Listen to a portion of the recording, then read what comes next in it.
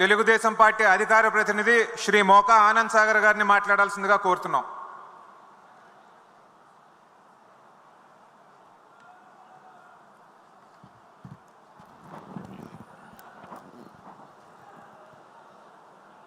తెలుగు తల్లి ముద్దు బిడ్డలందరికీ హృదయపూర్వక నమస్కారం.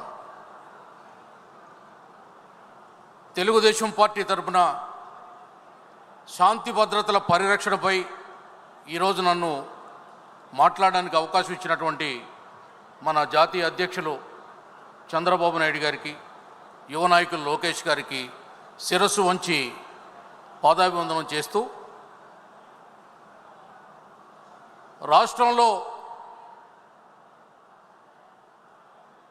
5 ఏళ్ల పాటు అప్రకటిత కర్ఫ్యూ ప్రకటించి అమలు చేసి జీవో నెంబర్ తీసుకొచ్చి సెక్షన్ 30ని పెట్టి రాష్ట్రాన్ని విచ్ఛిన్నం చేసినటువంటి ఒక అరాచకవాది పరిపాలనలో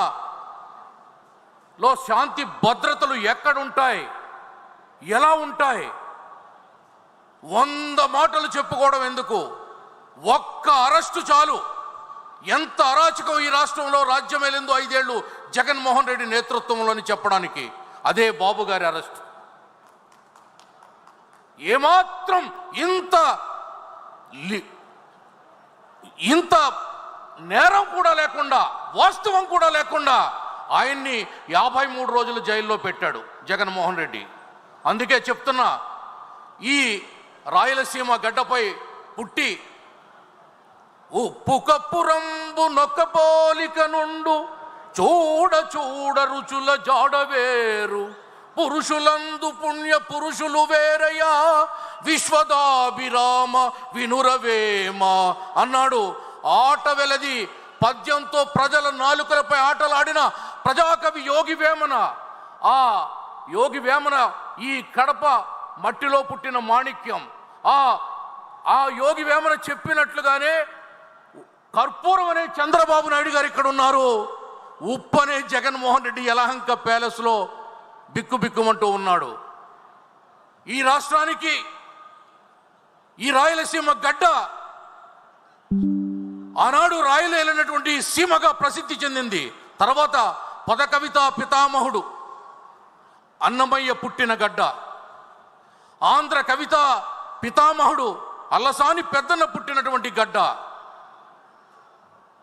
ఇటువంటి పోతుగడ్డ పైన ఈవేళ ఒక తోక చుక్క లాంటి జగన్మోహన్ రెడ్డి పుట్టి రాష్ట్రాన్ని ఎంత నాశనం చేశాడో మనం చూసాం. అందుకే చంద్రబాబు నాయుడు గారంటే సూర్య భగవానుడు నమస్కార ప్రియుడు, మహాశివుడు అభిషేక ప్రియుడు. చంద్రబాబు నాయుడు గారు అభివృద్ధి ప్రియుడు.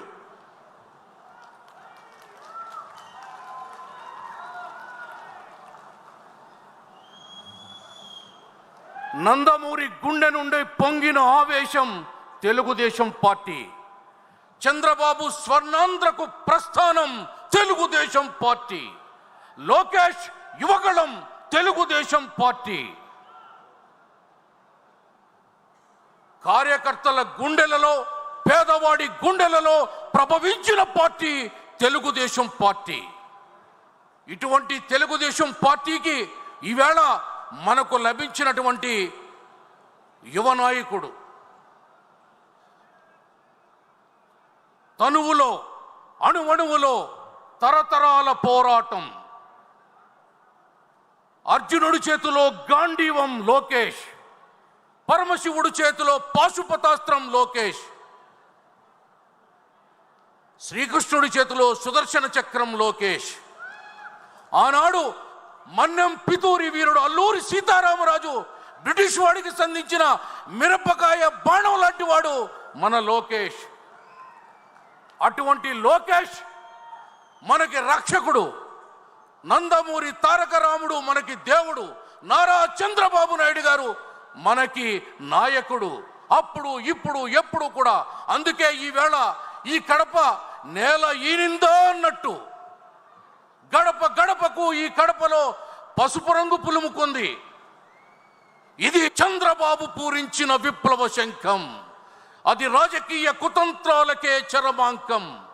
పోటెత్తిన జనశక్తుల సమరాంగం. ఇక చావైన బ్రతుకైన జంకం జంకం అంటూ ప్రతి తెలుగుదేశం పార్టీ కార్యకర్త నినదించారు. 5 ఏళ్ల అరాచకాన్ని అణిచివేశారు. ఈ కడపలో కూడా 7 చోట్ల ఆ వైసీపీ పార్టీని అతల వితల సుతల తలాతల మహాతల రసాతల పాతాళ లోకానికి తొక్కేశారు. అందుకే మీ అందరికీ